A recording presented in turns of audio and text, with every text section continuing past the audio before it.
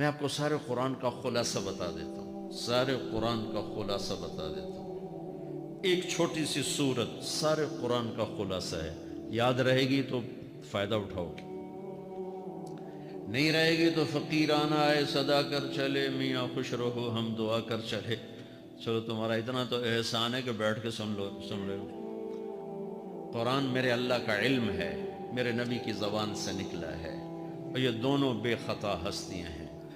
تو اللہ رسول کی بات کا خلاصہ سنا رہا ہوں، اللہ اس کا رسول ایک بات کو سمری کر کے آپ کو دے رہے ہیں۔ سارا قرآن 114 سورتیں، 6200 کچھ آیات، ان سب کا خلاصہ ایک چھوٹی سی سورت جس میں کامیابی ناکامی کی مہر لگا دی۔ قرآن نے قسمیں اٹھائی ہیں، یہ قرآن کی آخری قسم ہے۔ قسم اٹھانے سے بات طاقتور ہو جاتی، اللہ کو قسم کی ضرورت نہیں ہمیں سمجھانے کے لیے۔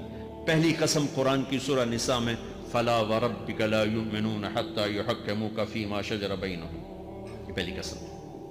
دوسری آخری قسم ہے قرآن کی وَالْعَصْرِ، یہ آپ کو بتانا چاہتا ہوں، مجھے زمانے کی قسم۔ بچوں یہ بنیاد بنا لو، پھر آنکھیں بند کر کے چلو۔ تمہیں نوکری ملے تو بھی موج ہے، نہ ملے تو بھی موج ہے، تمہارے پاس دنیا کا علم آئے کم آئے زیادہ، یہ چار باتیں ہیں تو تمہیں خوشخبری ہے۔ میرا اللہ نے کہا والعصر، مجھے قسم ہے زمانے کی، ان الانسان لفی خسر، ساری دنیا کے انسان یقیناً ناکامی کے سمندر میں ڈوب گئے۔ فی کا لفظ بہت خوفناک مطلب دے رہا ہے، یوں دکھا رہا ہے جیسے سفینہ انسانیت ناکامی کے سمندر میں ڈوب رہا ہو، غرق ہو رہا۔ تو پوچھنے والا پوچھتا ہے یا اللہ کوئی بچا، کوئی بچنے کی امید؟ کہاں؟ چار کام کرنے والے ناکامی سے بچ سکتے ہیں۔ اچھا ناکامی کسے کہتے ہیں؟ اللہ کی نظر میں اللہ کا راضی ہونا کامیابی ہے، اور اللہ کا ناراض ہونا ناکامی ہے۔ جنت کا مل جانا کامیابی ہے، اور جہنم میں گر جانا ناکامی ہے۔ یہ قرآن کا مفہوم ہے۔ تو میرے اللہ نے کہا والعصر، زمانے کی قسم ساری دنیا کے انسان ناکام ہیں، ناکام۔ ناکامی کیا ہے؟ جہنم۔ کون بچا اس ناکامی سے؟ کوئی بچ سکتا ہے؟ اللہ نے کہا چار کام کرنے والے بچ جائیں گے، چار کام کرنے والے۔ اِلَّا الَّذِينَ آمَنُوا، جو ایمان لائے۔ ایمان ناکامی سے نکالنے کی پہلی شرط ہے۔ وَعَمِلُوا الصَّالِحَاتِ، جنہوں نے اچھے اعمال کیے۔ اچھا عمل ناکامی سے نکلنے کی دوسری شرط ہے۔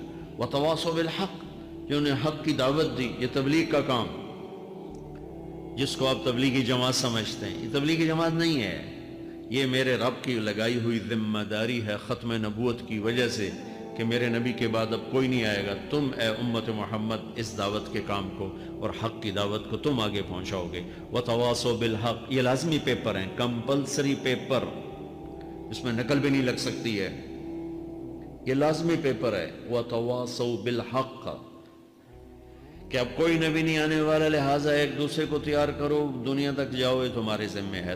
یہ ناکامی سے نکلنے کی تیسری شرط ہے۔ چوتھا پیپر وَتَوَاصَوْا بِالصَّبْرِ، جنہوں نے صبر کی دعوت دی، صبر کیا۔